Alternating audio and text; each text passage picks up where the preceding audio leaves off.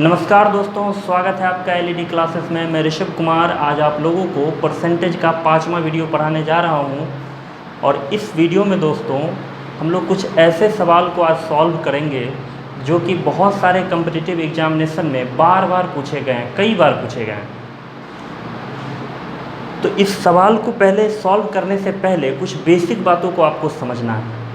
Basic बात ये समझना है कि जब आप इस तरह के सवाल को पढ़ें तो पूरा सवाल एक बार में आपके दिमाग में आना चाहिए कि सवाल में कहा क्या गया है। क्योंकि होता ये है कि बहुत सारे छात्र एक लाइन सवाल पढ़ते हैं, फिर सॉल्यूशन करने चले जाते हैं, फिर अगला लाइन पढ़ते हैं, फिर सॉल्यूशन करते हैं। अगर आप ऐसा करेंगे तो आपका टाइम भी बहुत ज़्यादा लगेगा और शायद सवाल भी आप अच्छे से ना बना पाएँ। तो कुछ उदाहरण से समझिए कि इस तरह का सवाल आप कैसे समझेंगे। सवाल तो बाद में आएगा, पहले कुछ बातों को आप समझिए, कुछ बेसिक बातों को। जैसे मान लीजिए कि आप चीनी खरीदने जाते हैं और चीनी का मूल्य है 20 रुपये पर केजी। आप चीनी खरीदने गए और चीनी का मूल्य कैसे है? 20 रुपये पर केजी। तो 500 रुपये में अब आप कितना चीनी लाएंगे? बहुत सिंपल सा जवाब है कि जितना रुपया आप लेकर गए हैं उसमें मूल्य से भाग दे दीजिए। तो रुपया आप लेकर गए थे 500 और चीनी का मूल्य था 20 रुपये पर केजी, यानी आप चीनी कितना लाइएगा? 25 केजी चीनी आप खरीद कर लाएंगे। एक और उदाहरण से समझिए कि गेहूं का मूल्य 15 रुपये पर केजी है। गेहूं का मूल्य 15 रुपये पर केजी है और आप 600 रुपये लेकर जाते हैं, तो कितना गेहूं खरीद कर लाएंगे? तो जितना रुपया लेकर गए हैं मूल्य से भाग दे दीजिए। यानी रुपया तो इस बार आप 600 लेकर गए हैं और गेहूं का मूल्य कैसे है? 15, यानी आप 40 केजी गेहूं खरीद कर लाएंगे। तो बात आपको समझ में आई कि मैं क्या समझा रहा हूं? कि मान लीजिए आपको कोई वस्तु खरीदना है और आप कुछ रुपया लेकर गए हैं, तो कितना वस्तु लाइएगा? तो जितना आप रुपया लेकर गए हैं उस वस्तु के मूल्य से भाग दे दीजिए, आपको पता चल जाएगा कितना वस्तु आपको खरीदना है।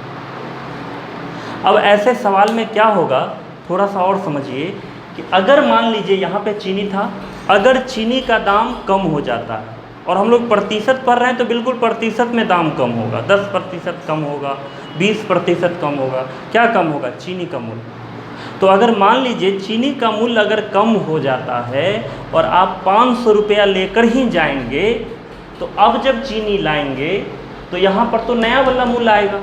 अब तो 20 रुपये केजी चीनी होगा नहीं। क्यों? क्योंकि चीनी का दाम क्या हो गया? कम हो गया। तो पहले से ज़्यादा चीनी लाएंगे आप। अगर चीनी का दाम कम हो गया और पहले जितना ही रुपया लेकर आप जा रहे हैं तो पहले से ज़्यादा चीनी लाएंगे। उसी तरह अगर गेहूं वाला बात हम कहें, गेहूं वाला जो क्वेश्चन हम बता रहे थे कि मान लीजिए कि गेहूं जो है उसका मूल्य कुछ परसेंट कम हो जाता है, तो पहले से ज़्यादा गेहूँ लाएंगे या कम गेहूँ लाएंगे? तो ज़्यादा गेहूँ लाएंगे। क्यों? क्योंकि गेहूं का दाम अगर कम हो गया तो जब हम यहाँ कम नंबर से भाग देंगे तो यहाँ ज़्यादा मात्रा में हम गेहूं खरीद पाएंगे। तो दोस्तों इन बातों को समझने के बाद अब आपको क्वेश्चन बहुत अच्छे से समझ में आएगा। तो क्वेश्चन आपके स्क्रीन पे यहाँ दिख रहा होगा, वीडियो को पॉज करके क्वेश्चन को कई बार पढ़िए। तो क्वेश्चन में कहा गया है वस्तु के मूल्य में 25% की अगर कमी कर दी जाए तो 500 रुपये में 50 किलोग्राम वस्तु अधिक खरीदा जा सकता है। वस्तु का घटा हुआ मूल्य क्या है? तो समझिए ऐसे सवालों में आप अगर बनाना चाहें तो आप मान लीजिए कि प्रारंभिक मूल्य जो है वस्तु का, यानी शुरुआती मूल्य जो है वो x रुपये पर केजी है। यानी शुरुआत में वस्तु कैसे मूल्य था वस्तु का? तो x रुपये पर केजी। और मूल्य कितना कम हो गया? तो 25% मूल्य क्या हुआ है? कम हो गया है। तो आप बताइए अब इसका मूल्य कितना होगा? 25% कम होने के बाद अगर x को हम 25% कम कर देते हैं तो मूल्य कैसे हो जाएगा? 3x/4 रुपये पर केजी। यानी शुरू में हम मान लिए कि वस्तु x रुपये पर केजी था और फिर कैसे हो गया वस्तु? 3x/4 रुपये पर केजी। क्वेश्चन में आपको स्पष्ट कहा गया है कि वो 500 रुपये लेकर गया था। यानी जब दाम, यानी वस्तु का जो मूल्य है जब कम नहीं हुआ था तो भी वो 500 रुपये ही लेकर गया था और कुछ वस्तु लाया था। कितना लाया? नहीं दिया गया। और जब दाम कम हो गया तो भी वो 500 रुपये लेकर गया, लेकिन इस बार वस्तु कितना लाया उसके बारे में क्या कहा गया? कि पहले से 50 किलोग्राम वस्तु अधिक लाया। तो आप समझिए कि अगर वस्तु का मूल्य शुरू में हम x रुपये पर केजी माने हैं तो वो शुरू में कितना वस्तु खरीद कर लाता होगा। तो हमने आपको बताया है कि रुपया में मूल्य से भाग दे दीजिए, यानी शुरू में वो इतना केजी वस्तु खरीद कर लाता था, और जब दाम कम हो गया तो नया वाला मूल्य तो ये हो गया, घटा हुआ मूल्य तो ये है। तो इस मूल्य पे कितना वस्तु खरीद कर लाएगा, तो जितना रुपया लेकर गया है उसमें मूल्य से हम क्या करेंगे, भाग दे देंगे, तो हमको ये पता चल जाएगा कि वो कितना वस्तु खरीद कर लाया है। तो कितना वस्तु लाएगा, 2000 बट्टे 3x केजी। तो ध्यान से समझिए, शुरुआती मूल्य पर वो इतना वस्तु खरीद कर लाता है, और जब मूल्य कम हो गया तो इतना वस्तु खरीद कर लाया। और आपको क्या कहा है कि जब दाम 25% कम हो जाता है तो पहले से 25 केजी ज़्यादा वस्तु खरीद कर लाता है। इसका मतलब ये हुआ कि पहले तो वो इतना केजी लाता था और अब कितना केजी लाता है, इतना केजी, तो ये 25 केजी ज़्यादा है। तो अगर हम 2000 बट्टे 3x माइनस 500 बट्टे x कर दें, यानी ये कितना केजी ज़्यादा है, 50 केजी ज़्यादा है, तो अगर इसमें से इसको हम माइनस कर दें तो इसके बराबर में हम क्या लिख सकते हैं, 50। तो यहाँ से हम बड़े आसानी से x फाइंड आउट कर सकते हैं। एलसीएम लीजिए तो 3x 2000 माइनस 1500 50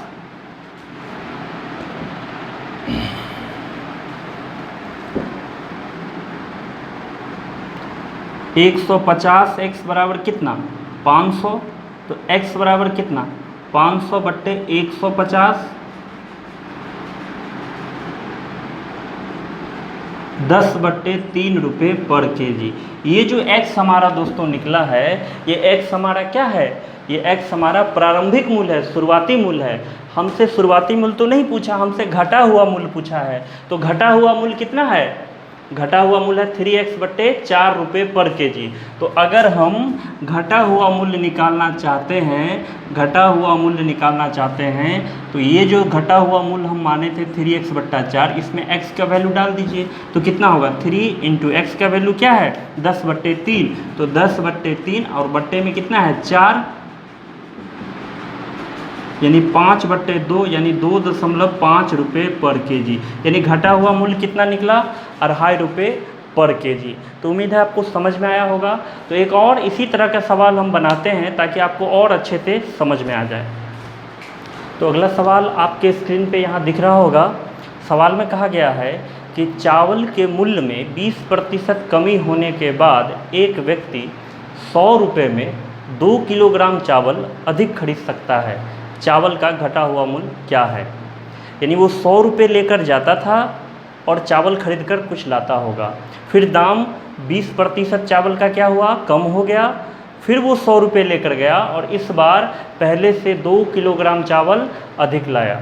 तो कैसे बनाएंगे, बिल्कुल आसानी से कि आप मान लीजिए कि चावल का जो है वो प्रारंभिक मूल्य था x रुपये पर केजी। यानी शुरुआत में चावल कैसे मिल रहा होगा, x रुपये पर केजी। फिर क्या हुआ कि मूल्य चावल का 20% कम हो गया, यानी अब चावल कैसे मिलेगा, तो x को 20% हम कम कर देते हैं, यानी कितना होगा 4x बट्टे 5 रुपये पर केजी। तो ध्यान से समझिए, ये चावल का शुरुआती मूल्य है, कैसे x रुपये पर केजी, और ये 20% कम होने के बाद का मूल्य है। दोस्तों वो कितना रुपया लेकर गया है इस बार, 100 रुपया।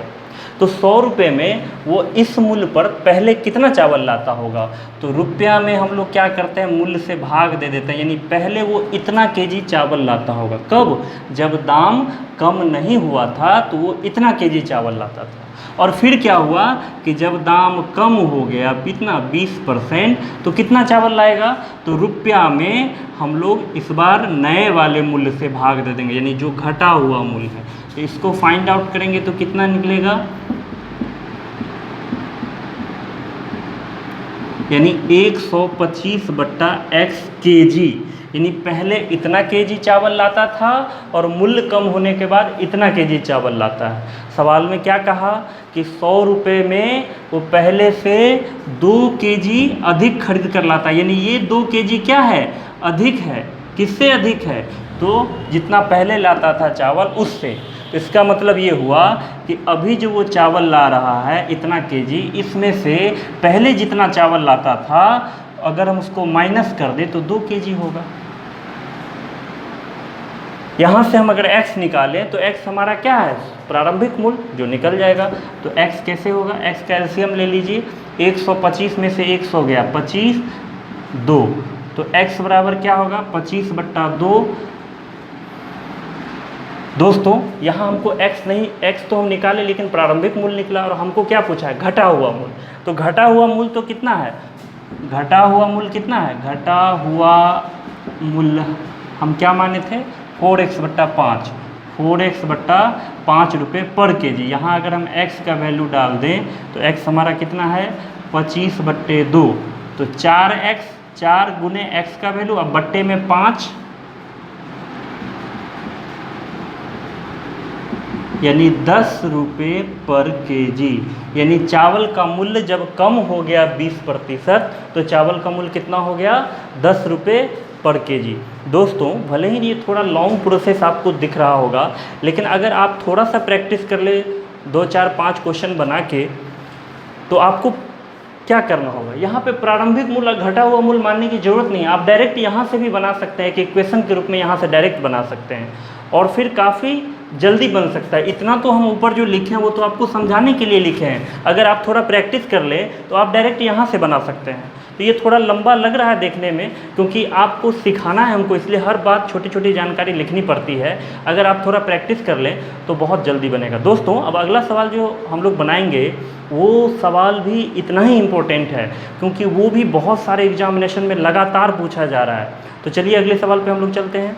तो अगला क्वेश्चन आपके स्क्रीन पे यहाँ दिख रहा होगा। क्वेश्चन में कहा गया है कि एक परीक्षा में उत्तीर्ण होने के लिए 36% अंक आवश्यक है और एक छात्र 190 अंक प्राप्त करके 35 अंकों से असफल हो गया, तो परीक्षा का पूर्णांक कितना है।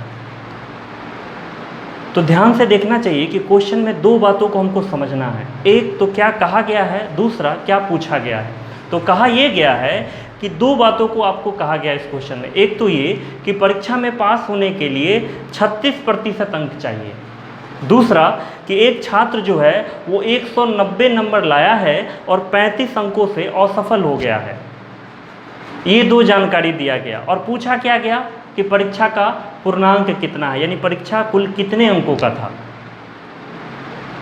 तो समझिए ये जो कहा गया है कि परीक्षा में पास होने के लिए 36% अंक चाहिए, ये किसी नंबर का 36% चाहिए। तो परीक्षा में पास होने के लिए 36% चाहिए, यानी परीक्षा जितने नंबर का होगा, परीक्षा का जो पूर्णांक होगा उसका 36% कोई लाएगा तो पास करेगा। पहली जानकारी तो यही दी गई थी ना कि 36% अंक चाहिए पास करने के लिए। तो मान लीजिए कि परीक्षा का पूर्णांक x है, ये x हम क्या माने हैं, तो पूर्णांक, परीक्षा का पूर्णांक कितना है, x है, यानी x का 36% लाएगा तो कोई उस एग्ज़ाम में पास करेगा। ये पहली जानकारी। दूसरा क्या कहा गया कि एक छात्र 190 नंबर लाता है, एक छात्र कितना लाता है, 190 नंबर, और वो 35 अंकों से फेल कर जाता है। अगर मान लीजिए ये तो पास मार्क्स है, क्योंकि 36% लाएगा, टोटल नंबर का अगर 36% लाएगा तो पास कर जाएगा, लेकिन 190 लाकर कोई पास करेगा क्या, नहीं। स्पष्ट बोला है 35 अंकों से फेल कर गया। कब, जब 190 लाया, यानी 190 में अगर 35 नंबर वो और ले आता, 35 को हम और ऐड कर देते हैं, तो ये ठीक उतना ही नंबर है जितना में कोई पास करेगा उस एग्जामिनेशन में, और ये भी ठीक उतना ही नंबर है जितना में पास करेगा। ये तो स्पष्ट बोला है कि 36% पास होने के लिए आवश्यक है, और यहाँ पे हमको क्या पता चला कि 190 में अगर हम 35 को ऐड कर दें तो ये ठीक उतना ही नंबर होगा जितना में पास करेगा, यानी ये दोनों इक्वल है। ये भी पास करने के लिए आवश्यक अंक है और ये भी पास करने के लिए आवश्यक अंक है, तो ये दोनों बराबर है। अगर हम यहाँ से x को निकाल लें, x फाइंड आउट कर लें, तो हमको क्या निकलेगा, x हमारे परीक्षा का क्या है, पूर्णांक है, यानी हमारा परीक्षा का पूर्णांक निकलेगा। तो x बराबर क्या होगा, 225, 100/36, इसको काटिएगा तो 625 आएगा, यानी परीक्षा का पूर्णांक कितना है, 625। दोस्तों, इस तरह का सवाल सॉल्व करने के लिए कई सारा ट्रिक भी अवेलेबल है, लेकिन मेरा मानना है अगर आप कॉन्सेप्ट को अच्छे से समझते हैं तो आपको ट्रिक का बेवजह का बोझ नहीं लेना होगा। बहुत सारा ट्रिक याद करने से भी एग्जामिनेशन में हमारे लिए यूज करना बहुत मुश्किल हो जाता है, इसलिए कुछ ज़रूरी ट्रिक को तो हम लोग ज़रूर आगे पढ़ेंगे और उसको याद भी करेंगे, लेकिन बेवजह का ट्रिक जो है वो आपके लिए हानिकारक साबित हो सकता है। तो चलिए इस तरह के एक अगले सवाल पे भी हम लोग चलते हैं। तो दोस्तों, अगला क्वेश्चन आपके स्क्रीन पे यहाँ पे दिख रहा होगा, जिसमें कहा गया है कि एक परीक्षा में एक छात्र 50% अंक प्राप्त करके 60 अंकों से फेल हो जाता है। उसी परीक्षा में दूसरा छात्र 80% अंक प्राप्त करके पास होने के लिए जितना आवश्यक अंक था उससे 120 अंक अधिक प्राप्त करता है। तो परीक्षा का पूर्णांक कितना है। बात को बड़े ध्यान से समझिए कि एक छात्र जो है वो 50% अंक प्राप्त किया, एक छात्र 50% अंक प्राप्त किया और वो फेल कर जाता है। कितने अंकों से, तो 60 अंक से फेल कर गया, यानी जितना चाहिए था पास होने के लिए उतना नहीं ला पाया। और उसी परीक्षा में दूसरा छात्र 80% अंक प्राप्त करता है। दूसरा छात्र कितना अंक प्राप्त करता है, 80%, और पास होने के लिए जितना चाहिए था उससे 120 अंक अधिक प्राप्त करता है, यानी जितना नंबर में कोई पास करता है उस एग्जामिनेशन में उससे 120 अंक यह अधिक प्राप्त करता है। ये दो जानकारी दिया गया है और पूछा क्या गया है, परीक्षा का पूर्णांक कितना है, यानी परीक्षा कुल कितने अंकों का था। तो बहुत ही आसान तरीका से हम इसको बनाएंगे और बहुत जल्दी बन सकता है ऐसे सवाल, अगर आपको अच्छे से समझ में आ जाए। तो देखिए, अगर इन दोनों छात्रों का आप कंपैरिजन करें तो ये छात्र 50% जो लाया है वो किसका, तो कुल पूर्णांक का 50% लाया, और ये जो 80% लाया है ये भी कुल पूर्णांक का 80% लाया। तो ये कितना प्रतिशत ज़्यादा लाया, 30%, यानी दूसरा छात्र, अगर दूसरे छात्र के बारे में हम कहें आपसे तो 30% अंक ज़्यादा लाया है। किससे, तो पहले वाले छात्र से। तो प्रतिशत में ये कितना ज़्यादा लाया, 30%। और थोड़ा दिमाग लगाइए तो अंक में कितना ज़्यादा लाया है, तो आप कैलकुलेट कर सकते हैं। यह पास होने के लिए जितना चाहिए था उससे 60 अंक कम लाया, तभी तो फेल कर गया।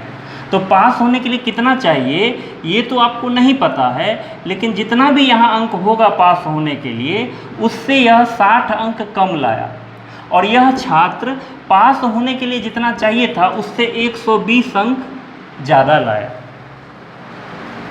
तो प्रतिशत में यह कितना ज़्यादा लाया है, इससे 30%।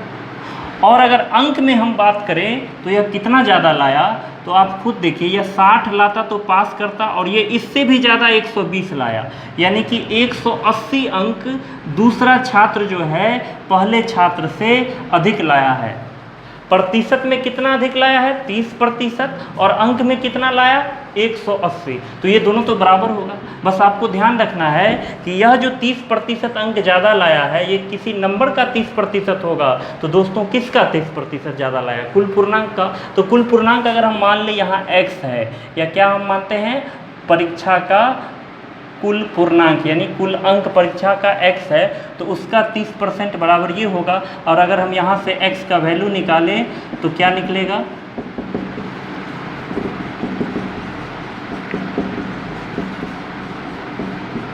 $600, यानी उस परीक्षा का कुल अंक कितना था, 600। तो दोस्तों, उम्मीद करते हैं आपको वीडियो अच्छा लगा होगा। अगर आपको वीडियो अच्छा लगा तो लाइक और सब्सक्राइब जरूर करें। मिलते हैं अगले वीडियो में। Thank you.